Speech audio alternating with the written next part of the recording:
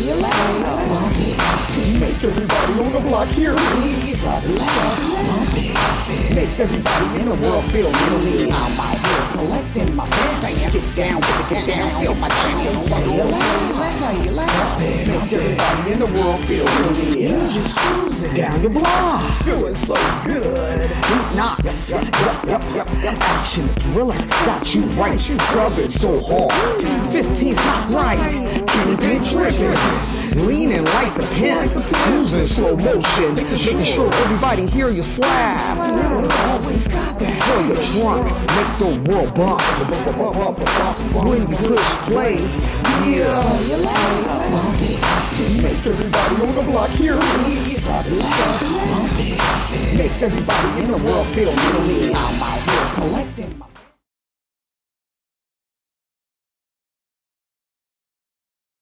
So I'm curious, tell me a little bit about where the name Action came from. Well, action comes from my delivery on how I flow.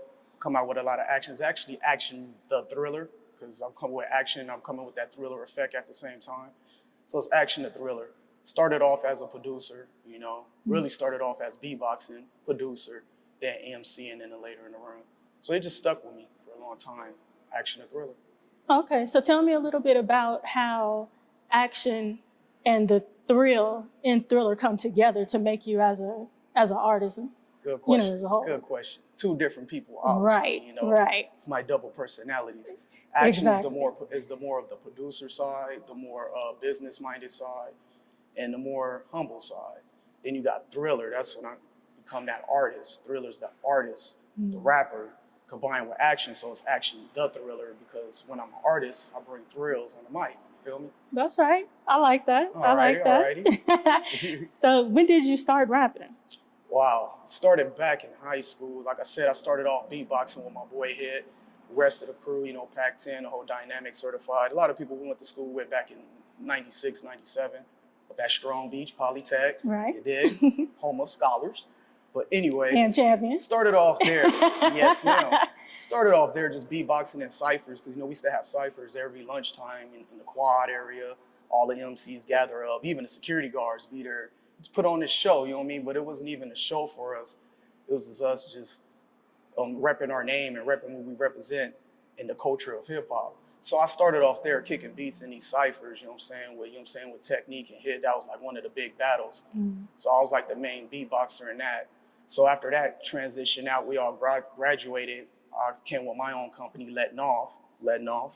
And that where I formed with my buddy Trey, Charles, you know what I'm saying, which is also, he got Trey Image as well. So I formed with him, we formed a group called TreAction. And that's when I really started rapping and dropping albums with me and my boy Trey. So we dropped an album called Peep Game. It's out, available on all digital platforms. But we dropped that first project back in 2006, 07. Did that, then we created our brand, Letting Off Management, which consists of other artists like Two Man Army, which is Max Cash and Kid Vicious. So from there, we took that whole brand, we just started doing shows with that back in 2010, all the way up to like 2016, just really attacking the underground game, doing a lot of guerrilla marketing. So from there, I branched off and I started, vamping myself up. So I'm starting to drop my own stuff. Like I got an EP that I'm dropping now called What's Going On. It's the Action and Thriller EP. Okay. And I just dropped a album with my boy Max Cash. It's called Max Action. That's the Venom album that's out now. So I'm still working and grinding to this day. I see. You know, it don't stop. It don't stop.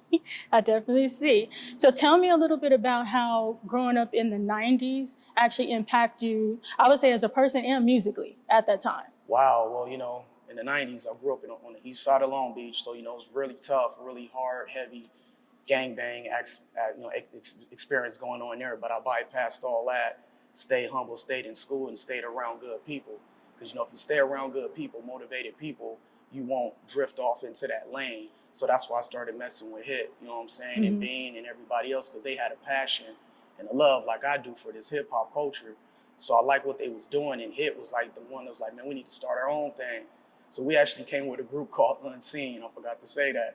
Okay. Back in high school, consists me, H.I.T, and my boy, I forgot his name, but it was like two other people. But you know, that was like our foundation of things. But I liked them because they had their own mindset on being positive and not negative. So it was really hard. And in the 90s, there was a real heavy impact. And at that time, hip hop was really based on lyrics. And H.I.T was always coming with them lyrics. So I was always fascinated with that, you know what I'm saying? So like, I just like this journey. I like that whole journey. And that was how it was growing up in the 90s. You either gonna rap, you gonna gangbang. I chose the rap lane. That's right. To stay alive. You That's did. right.